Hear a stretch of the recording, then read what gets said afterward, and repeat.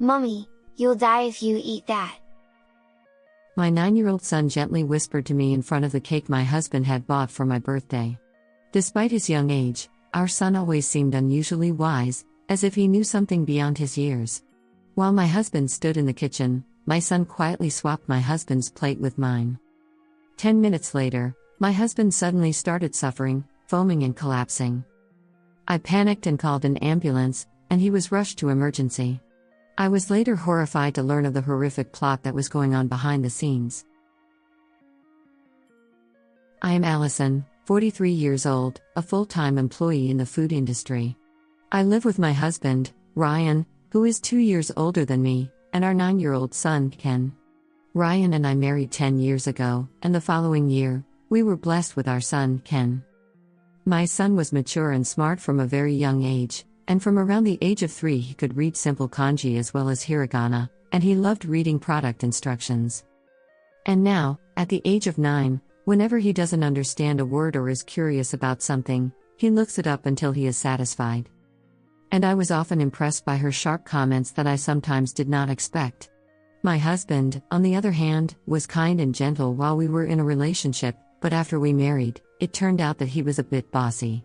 He firmly believed that household chores were a woman's responsibility, and women should follow men 3 steps behind. He doesn't lift a finger to help me at home, and yet he always tells me off everything I do.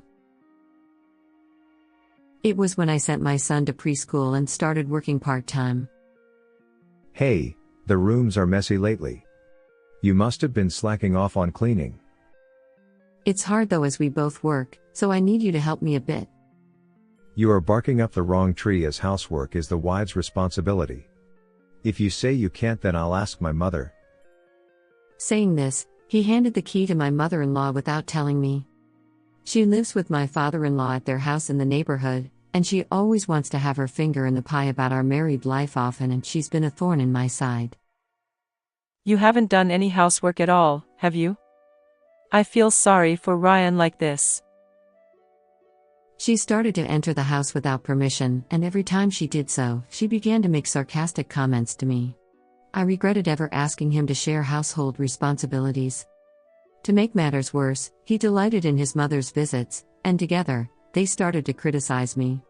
I was fed up with it. I can manage the house just fine, so you don't have to come over, Mom. I vowed and rejected her, and I ended up doing the housework all by myself. However, since then, he started spending more time at his parents' house. He's been visiting there more often since his father passed away recently. One day, when I was sick with a fever, I contacted him at his parents' house to ask if he could at least prepare dinner for Ken. Mom didn't make Dad do anything even when she was sick. He swore at me and even said, I'm gonna stay here for a while 'cause I don't want you to give me a cold. Then he didn't come home for a week. While I had to put up with his attitude for a while, my son started going to primary school. I had a bit more time on my hands, so I decided to take the plunge and change to a full-time job. I was feeling insecure about my marriage with my husband, so I decided to be properly independent in case things went wrong. You can get a full-time job, but don't skimp on the housework. My husband, who I knew would be against it, threw the expected words at me, and of course he did not help me at all. Instead, he seemed to tell his mom on me. He complains that you're not handling the housework properly. So, I've decided to go and help. She started to barge into our home again, and when she saw my face, she would make a series of sarcastic comments to me. I was exhausted by a repeat of things like that. Perhaps because my son had seen this, he started talking to my mother-in-law whenever she started nagging me. Grandma, do you know what the 4 main elements of happiness are? Then, what about happy hormones? What are you talking about? They are oxytocin, serotonin, dopamine and endorphins. These are secreted by the pituitary gland in the brain. I'll explain them to you in detail. It seems that she can't interrupt him as she loves him. However, he would show off all his knowledge of science, history, maths, economics and wherever he got it from, so my mother-in-law was always worn out. Before long, one day when my son turned 9, my husband bought a cake for me on my birthday. While he has always bought my mother-in-law expensive brand bags and clothes for her birthday, he has never bought me anything since we got married. What brought on this? I was surprised. Also, he was even in a good mood. Thank you for everything. I love you. He said things like this, which are inane words. I chose a tart cake because it's your favorite. As he said this, he was full of glee and served the cake onto plates. Would you like some cakes, Ken? When I knocked and opened the door, he was doing some research on the second-hand computer I had given him, as soon as he got home. I'll be right there, wait for me. Then as soon as he sat down at the table, he sneakily whispered to me. Mummy, you'll die if you eat that. What? What are you talking about? I'll explain it to you later, just trust me for now.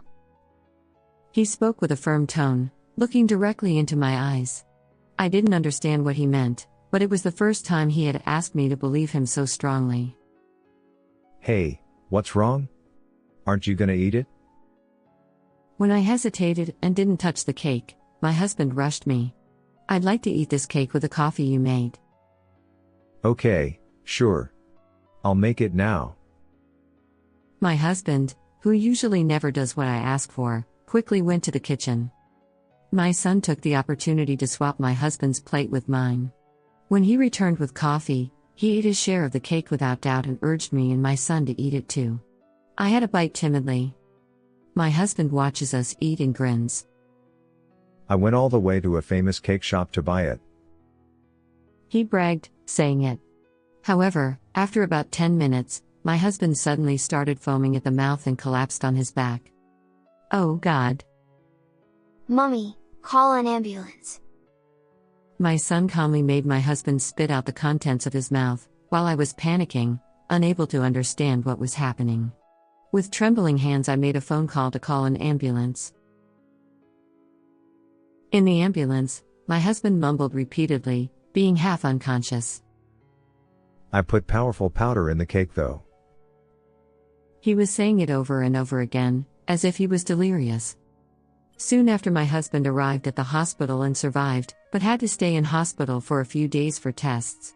Even after completing paperwork for hospitalization and going back home, the word powerful powder, which my husband repeatedly muttered, was still stuck in my ears. Mummy, I just looked up powerful powder on the internet and it's apparently dangerous to eat. How do you know that, Ken? The sticker on the box of cakes that Dad bought had half peeled off. He was suspicious about this, observed my husband and found that he had secretly thrown something in the rubbish bin. Then while he went to change his clothes, my son checked the bin and found a bag marked powerful powder. That's what I found online. I vividly remembered my son whispering, "You'll die," just before we ate the cake. But the doctors at the hospital didn't say anything about poisoning. Yeah, that's because I made him throw up most of it. Powerful powder isn't dangerous unless you consume a certain amount. So I don't think the tests will show anything. If my son hadn't acted quickly, I might have eaten that cake. Just thinking about it gave me a chill in my spine. I wonder if he really prepared to make me dead by putting such a thing in the cake? We should go to the police right away. I don't think you should do that. Wait? How come? Because it was Dad who collapsed. If you report to the police now, you might be accused of the crime. His words stunned me, and everything before me went blank. I completely understood what he said and I felt hopeless, wondering what on earth I should do. Mummy, don't worry. I'll handle it. He then went to my husband's study, which he was usually told not to go in without permission, and started looking for something. I'm sure he left something in there, I know him well. My husband was meticulous, always jotting down notes in his schedule book. Soon after, my son showed me one of his schedule books. I looked in it and found a detailed description of the ingredients of the powerful powder and how it worked. Are you kidding me? And as we read through the schedule book, my son and I discovered a horrifying truth. To my surprise, He had already used this method, and it was my father-in-law who fell victim to a crime. The results of giving him a little more each day were clearly documented, and on the day he passed away, the note said, "Send him to heaven with 10 grams." Even more surprisingly, my mother-in-law helped him with it. They plotted together. Turning the page, we found a note that said it will take place on my birthday. Are you okay, Mummy? He called out to me and I realized I was trembling with fear and anger. I won't allow them to target me even after they did to my father-in-law. This schedule book will serve as evidence, won't it? Unfortunately, it won't. They can easily get away with it saying it was just a note for his own imagination. Besides, Grandpa is already gone, buried in his grave. There's no way to investigate further. You're right. Without evidence, we couldn't bring them to justice. As I pondered our next move, he took my hand tightly in his. I'll find evidence, and I'll definitely protect you, Mummy. We're gonna catch the suspect together. I nodded emphatically and held his hands. Then I made up my mind. If they want to do it, I'll take it. I will save my life for my son's sake. Also, it will help to settle the score for my father-in-law. With determination, we vowed revenge against my husband and mother-in-law. Our battle preparations began. I bet Grandma hasn't given up yet. Following his advice, I decided to keep an eye on my mother-in-law. She came to the hospital to visit my husband every day, and one day, when I was watching her, she went downtown, many stations away from the nearest station to their house. I followed her and she went into his sketchy private shop in an alley off the main road, and after a while she came out of the shop with something in her hand. "Hi, Mum. What are you doing here?" When I called her out pretending I bumped into her as I came out onto the main street, she turned around with a start. What are you doing in a place like this, Allison? You don't go to visit Ryan, rather, you're enjoying shopping in the lap of luxury. I have something to do for my work. However now, Ken is anxious about Dad's hospitalization. Could you come over to cheer him up? I invited my mother-in-law, who was being sarcastic in her usual tone, to our house. Normally I would never invite her in, but on this day I had to do something. As soon as we got home, Grandma, he greets her with a happy face. I want to show you something. Come to my room for a minute. He pulled her hand and forcefully took her to his room, giving me a signal with his eyes. Meanwhile, I checked the contents of her bag that my mother-in-law had just brought out of the shop. Inside the bag was a white powdery substance. I took a small sample and transferred it to another bag. The next day, I knew exactly where to take it. A few weeks later, on the day my husband was discharged from hospital, I asked my mother-in-law to pick him up. Meanwhile, my son and I prepared a table full of dishes to welcome them. We also made a crucial setup, which was a container of white powder, much like powerful powder. As soon as my husband and mother-in-law entered the room, my son led them to the table. You know, I helped make this feast. Dig it up. They sat down in front of the food and after a while began to whisper something. Mom, could that be? Of course not. There's no way it would be here. They looked at the white powder on the table and turned pale. Are the meals all right? Even though I asked about the food, they remained silent, refusing to try the food. By the way, this powder is said to boost energy when sprinkled on meals. I handed the white powder to my son, saying, "Sprinkle it for them." Stop it. Don't put something we don't know about. My husband shook my son's hand off with a terrified-looking face. What makes you both so frightened? I want both of you to stay healthy. I put on my best smile and she shouted. Enough. How come? You also poured it over the cake because you wanted me to stay healthy, didn't you? You ended up eating it yourself and being taken to the hospital in the end though. I presented a document to them, who looked startled. I had our company's inspector analyze this substance. Here are the results.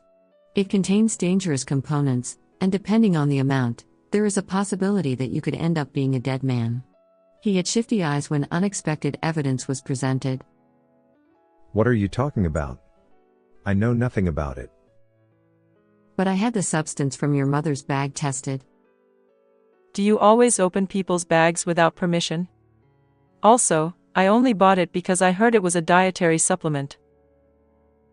I confronted them with more evidence to the two of them, who keep on playing dumb. Well, what's this then? It says, send him to heaven with 10 grams. This is the date your father was rushed to the ambulance, isn't it? When I put a photocopy of my husband's scheduled book on the table, my husband, who had been silent for a while, began to speak, as if he accepted it without a fight. Dad was annoying. He didn't like how close Mom and I were, and he always bossed us around everything we did.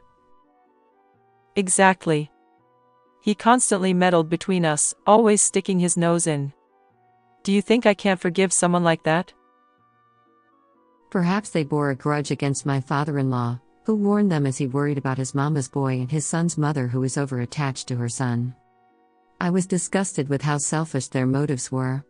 Then, taking advantage of the fact that things went well with my father-in-law and it didn't get caught, he also tried it on me. You're an eyesore too. Yes, you are. You are really annoying to us. That's not a damn good reason to make us dead. What you both have done is a crime.